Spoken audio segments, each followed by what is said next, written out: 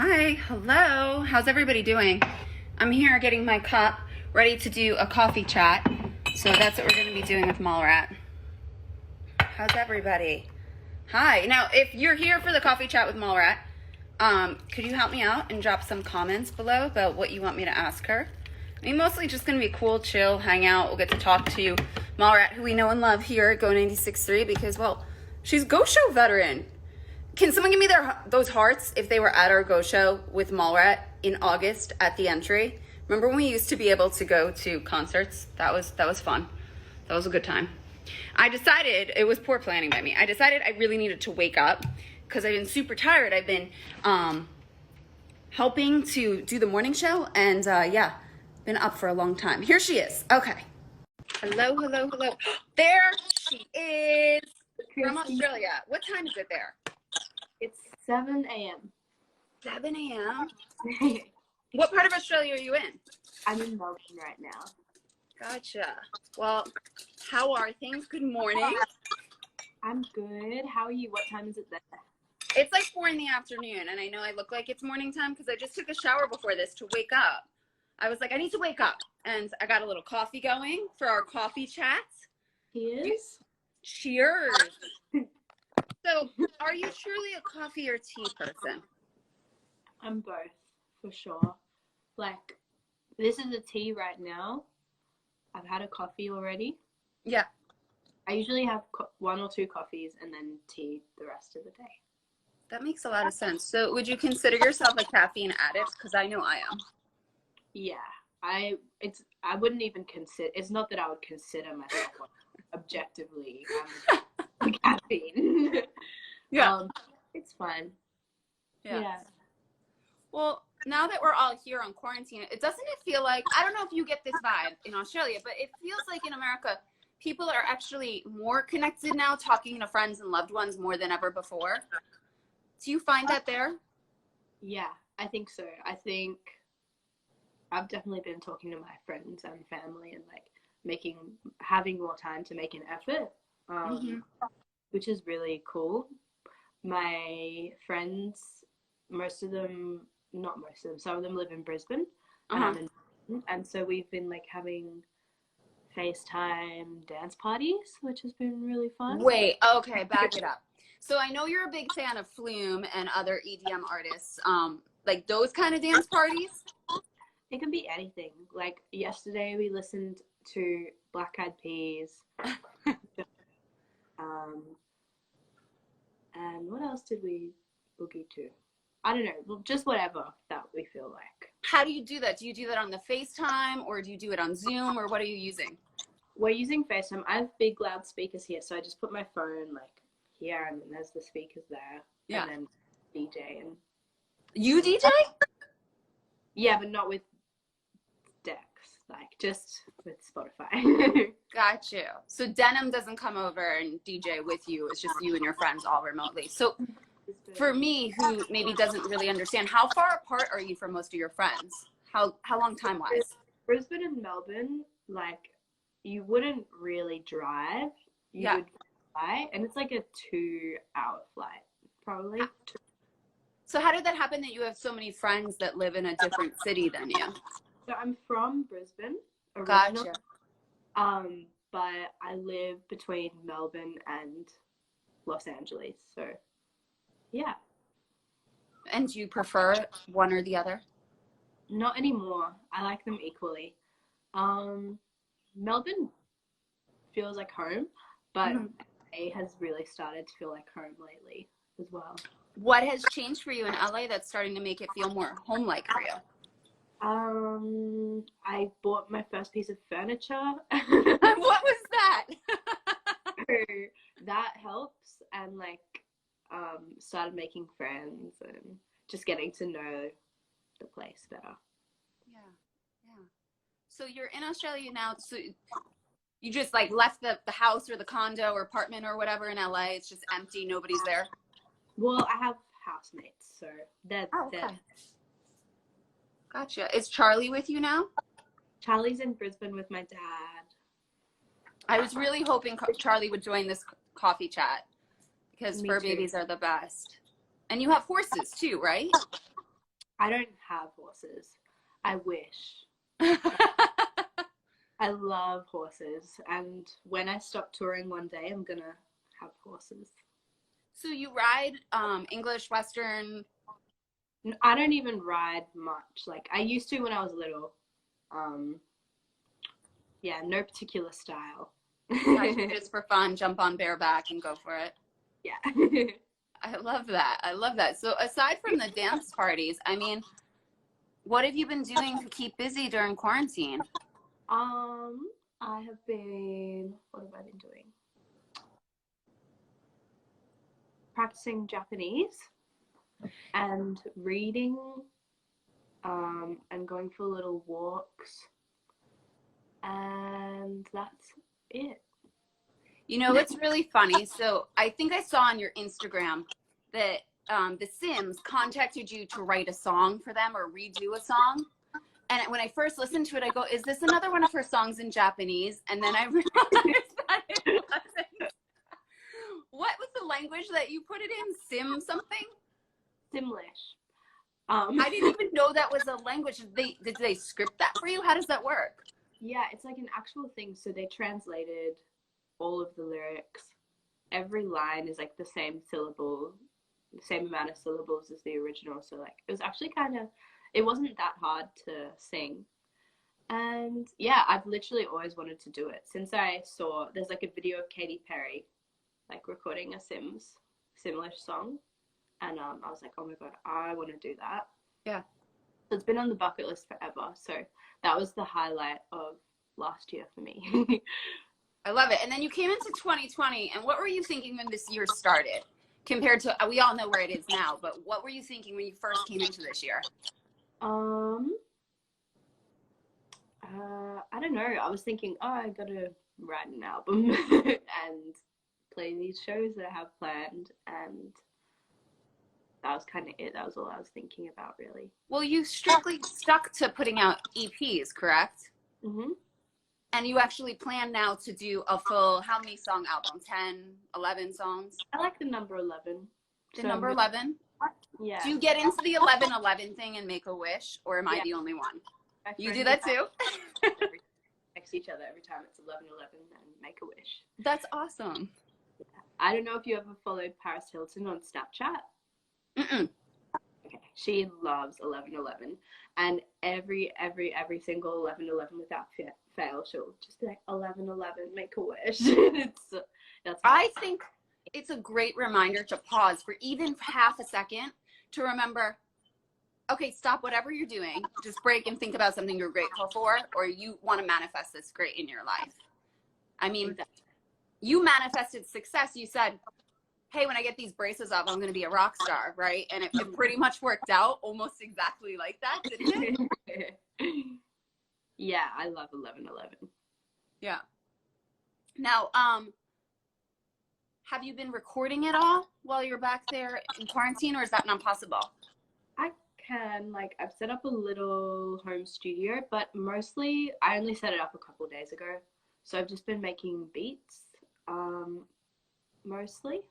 Actually, that's not even true. I've been recording a little bit. Yeah, I have a little bit. But so what do you use to record beats? I mean, for anyone trying to learn to do what you do, what would you recommend? I use Ableton. I started with GarageBand. Of course. Which is a perfect way to start. So anybody who has like a Mac computer will already have that on there. Mm-hmm. So that's a really good place to start. And then once you get the hang of it, then you can think of upgrading to Logic, which is basically like GarageBand's big brother, or Ableton, or you could get Fruity Loops, which lots of rap producers use. There's so many different softwares, and it's just practice. Yeah. Yeah. So when did you start doing that? Before I started singing. So really? Yeah. So I was making beats first when I was probably 14 or 15. Mm-hmm. And then I would send my demos with me singing on them to producers.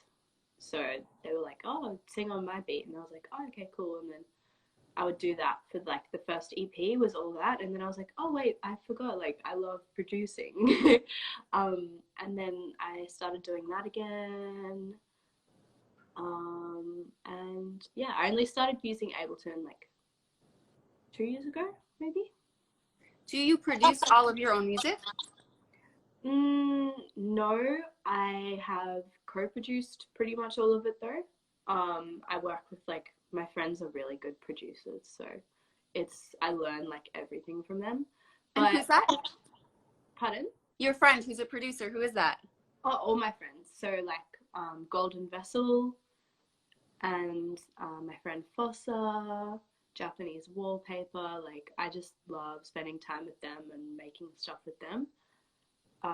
Yeah, but I produced Drive Me Round on the last EP. Mm-hmm. Me. And I want to like have a big chunk of the album just be my production. Oh, that would be amazing. Yeah, and start like producing for other artists as well. Yeah. Do you ever songwrite for other artists, or do you just want to produce? I really want to. And I've done a little bit, but nothing that's come out yet. But that's kind of the main motivation for me living in America, in LA, is like that's where the songwriting scene is kind of. So yeah. I'd love to see that, because I'm sure you've heard this before, but in a world where authenticity, I think, really matters, especially more than ever today in 2020, I find your lyrics to be some of the most authentic lyrics out there in the music universe. And you have this way, and I coined the term simple genius. Like, you say things so simply, but the way you say it, you really nail the emotion in such a way that everybody can understand. How did you learn that ability? Thank you, Christy. That's really nice. You're welcome. I think it's intuitive for me. Like I guess I learned it because I listened to the songs that I really care about and the artists that I really care about and thought, what do they all have in common? What do I like about this song? And yeah, for me, it's like when something is insincere, not necessarily like whether it actually happened or not, but whether it's sincere and like, yeah, when something's sincere or insincere, I can just tell straight away. And I would feel really uncomfortable being insincere and I was lying. And all the songs that I love are really vulnerable. Okay. And I guess I figured out like that's how you stick with people. Are there certain singer-songwriters, because you were saying that the songs you look up to and stuff, are there certain singer-songwriters that you feel really embody that vulnerability well? Johnny Cash and Lana Del Rey. And who else do I love?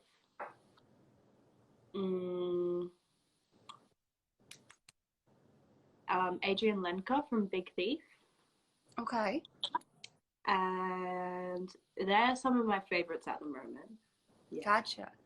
Are there any Australian artists that you think all of us in the USA should really know about? Because once upon a time I went to Australia and I walked into some record shop in Melbourne in like the arts district, I forget what it's called, and I was like, tell me about some artists I don't know, and they gave me she's not exactly Australian, I don't think, but they gave me the Kimbra music album, and I was like, oh, this is great. And then I came back and nobody knew about her yet, and then she ended up on the Gautier record, right, and all of that stuff. So what's one of those bubbling under artists you really think is going to break through to a point other people around the world know who they are out of Australia? Sport. Who? Cub Sport. Why Cub Sport? Because Tim is, actually I should have said him when you asked about my favorite songwriters. He's my favorite songwriter. Okay. And they're from Brisbane, and like, first of all, their music is amazing, but also the story of the band is just so special and incredible. And yeah, I just listen to them all the time and I'm obsessed with them and write with Tim a little bit. So I have a song on their next album, which is really good. A collaboration is coming. It is, but even if that weren't the case, like I would 100% say Cub Sport. Like they're my favorite band in the whole world. They're so What good. makes them so special to you? Just the songs are perfect. Yeah, that's the main thing. Like they're just the most beautiful, beautiful songs. When you're writing with people, how do you decide that you're going to work with them, produce with them, songwrite with them? Is it a vibe? Is it a recommendation? Is it just because you love their music? It'll either be because we're friends and I love their music, or because my manager or someone at my label's like, you should work with this person. But I feel like I've done a lot of like sessions with strangers the last like 2-3 years, and I'm like ready, like I know who I like now, so I'm kind of like getting a bit comfortable and like just want to work with my friends now or on my own. So but you're saying though you have some things coming out. Can you reveal any other projects or collaborations you have coming that we can expect while we're all in quarantine?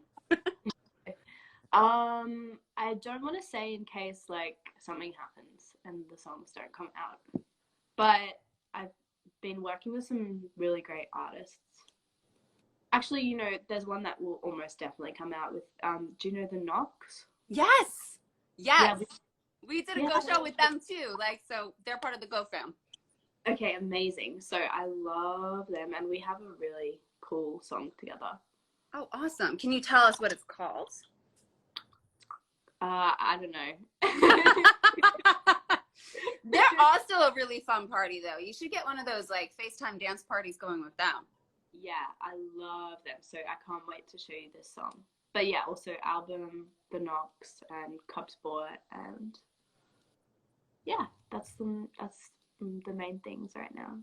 Yeah. Now, we all know that Australia's been through its fair share of craziness with the bushfires. Did you learn anything from going through a crisis like that that made you better prepared for the quarantine that's happening right now? I can't really say that I mean, obviously, like we saw some pretty amazing community come out of that situation, and also this situation, you know, people really banding together and looking out for each other. But I wasn't too directly affected by it, so I would feel weird being like, yeah, you know, like suffered so much because I was in the city or on tour. And it didn't really impact me. But we had a show in, where was it? Wagga Wagga, I think. Okay. And so we had to drive through the fires. Like what should have been like a 2-hour drive took like 8 hours because all these closed, and like the road, like the bush next to the road was burnt and like or on fire and smoking. And it was really crazy to actually see because we'd just been hearing about it in the news. Yeah. But that's kind of as close as I got to it, thankfully. But it's pretty heartbreaking for a lot of people. Did you find that the music industry came out to help and raise funds or do things for the firefighters in Australia? Yeah, people did so much. So many benefit concerts, and yeah. People were really generous. Yeah, I know that I think that's April 18th. They're saying they're doing this thing, One World. It sounds a little bit like Live Aid, right? They're getting this virtual concert together of all these musicians. And I'm kind of curious, do you know why it always seems like artists, musicians, right? People who do music in time of a crisis come through more for humanity than any other type of artist? And that's not a knock on other artists, but why do you think musicians rise to the occasion so much more during a crisis? I mean, I think there's so many reasons. Then the really nice answer is that probably artists are very aware of what's happening in the world and very compassionate and sympathetic. The second thing is they're like more visible than painters or, you know, directors. Like they have their following already, so I guess they're pretty aware of that and how you can use your influence. Sure. And there's also like, yeah, there's probably a million different reasons. yeah, I have to say I'm a little bit skeptical of like live stream concerts. Like I certainly won't be doing any, Yeah. but it's just not the same as a Right. concert. Well, you don't get that same energy, right? Do you find that you feed off of that when you're performing in one of your cute frilly shirts like you wore at Arco show in Minneapolis? Yeah, well, I play shows because it's how I make money. Yeah. And the reason that I like playing shows is because I get to see people singing back the lyrics. And so a live stream concert, like, I don't get either of those things out of it. Like, so for purely selfish reasons, Yeah. I wouldn't do it. But then also it's like nobody's watching the live stream concert feeling as excited Yeah. as if they were. It's not the same vibe, sure.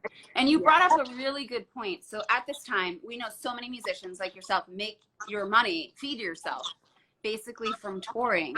I mean, how do you see the industry getting through a moment like this? How are you personally getting through it? I'm gonna be okay, but I really do feel for like so many people that have lost work. Mm-hmm. But then also important to remember, you know, literally everybody in the whole world is in the same boat right now. Like, right. So, you know, you can't be too like mope for a little bit. I think it's always important to like sit with how you feel and like be upset, but then pull your socks up and be like, okay, everybody's in this together. You know, it's not just a musician problem. Like, sure, everybody is losing work, but it is especially hard in Australia. The government, I mean, I haven't actually been up like keeping track of the updates, but it seems like the arts funding for and like the packages for artists and freelancers in general is like slow to keep up with the compensation for everything else. So I mean, hopefully they'll amend that, but yeah, it's just like, hey, we are working too. Like, this isn't just a hobby, you know? right. Do you think, I have to ask this question, I'm sure you've been asked it before, but do you think being on quarantine will inspire you to write songs about these emotions? And maybe, I don't know if you have anxieties or sadnesses or weirdness at these moments. I think it will give me time to write music, but I don't think I'm going to be writing about being on my own, like isolation. Like, this is kind of how I usually am. So when I'm not doing shows, so this is, yeah, I don't really feel those anxieties so much that a lot of people are experiencing, but definitely I'll be making more music. Yeah. Just with time. So basically what you said, was it in the song Uninvited, right? Like, you just want to be hanging out at home sometimes and not at the party, huh? Yeah, exactly. I got you. Well, I appreciate you spending some time with us today for a coffee chat. This was a lot of fun. Yeah, it's so nice to talk to you. I hope that I can come back to Minneapolis soon. I hope so too. And if you want to do coffee chats, I mean, ordinarily, I feel like without the quarantine, I wouldn't be chatting here with you having coffee, and here we are. So while this is a crazy time and hard for a lot of people, I mean, I think it's fun to create some moments for people who are fans of your music, just like I am, you know, big supporter. I love the song UFOs, right? Because aliens exist, of course. Definitely. And we appreciate you, and good luck with everything, and hopefully you make it back out here soon. Thank you so much, Christy. Stay safe. Bye. Yeah, you too. Thank you. Bye. Bye.